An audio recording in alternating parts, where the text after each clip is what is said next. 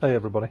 Well, last week we got her to run. I got her to run, which obviously made me very happy. You probably heard that she sort of farted and spluttered a bit as she was trying to start.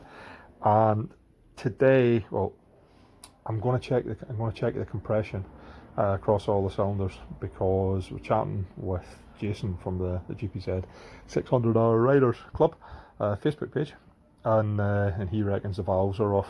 So today, check the compression and then do the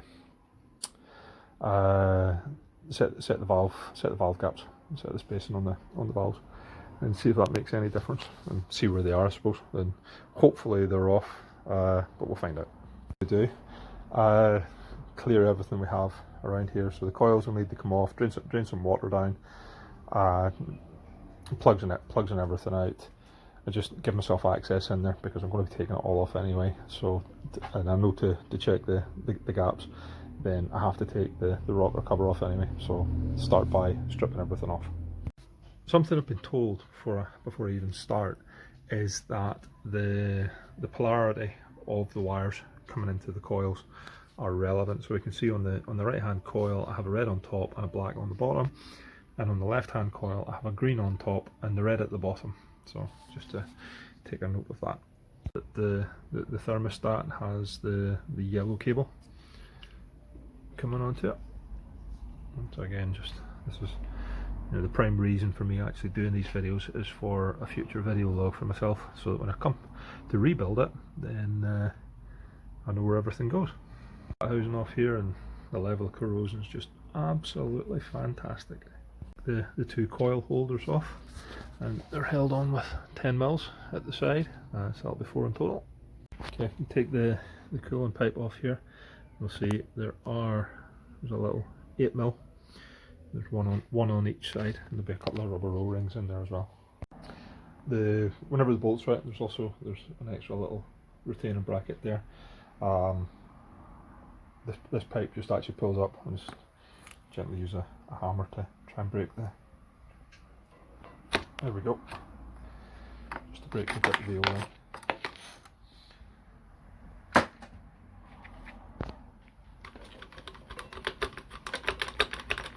There we go, and that'll just squeeze out.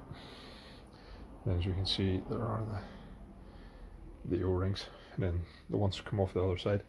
It's still actually over there. Let's just make sure it doesn't fall down in any of the holes.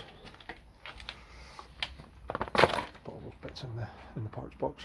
The rags into the holes just to stop the debris getting down. Now to take the plugs out. There's a point of interest because many spark plug sets don't come with an 18mm plug socket. It is an 18mm plug socket for these. Cars are different size. There's all different. You've got about 4 different sizes, I think, of spark plugs, and 18s generally don't come in kits if you happen to buy them. So it's an 18mm spark plug socket. To get the rocker cover off, I've given it used the compressor in there and given it all a blow off to get rid of any debris and things, to stop any loose parts falling into the engine, down into the cylinders, whatever it happens to be. And then we have 6 10mm bolts. 1, 2, 3, 4, 5, 6. So loosen all those off, and then just tap it a little bit with the hammer. Don't try and force it or anything, just sort of, and when I say hammer I mean like a rubber faced mallet, like that one. Just little taps to ease it off its seal.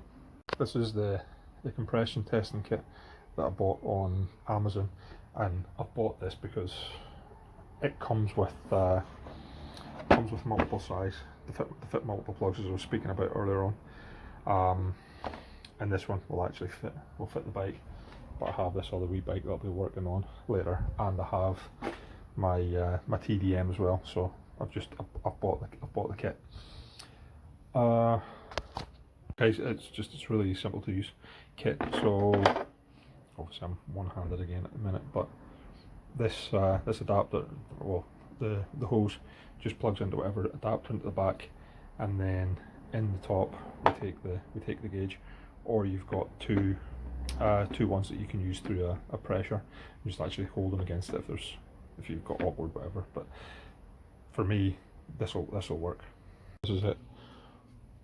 all put together, and put it down into the cylinder and twist, and that'll engage it into the cylinder, and then we can run the cylinder, run the engine, and see what the compression is. Okay. Under 30 psi, about 25 psi, something wrong. The rest of the cylinders, and they're all pretty similar, so here's hoping it's the valves or I've done something wrong.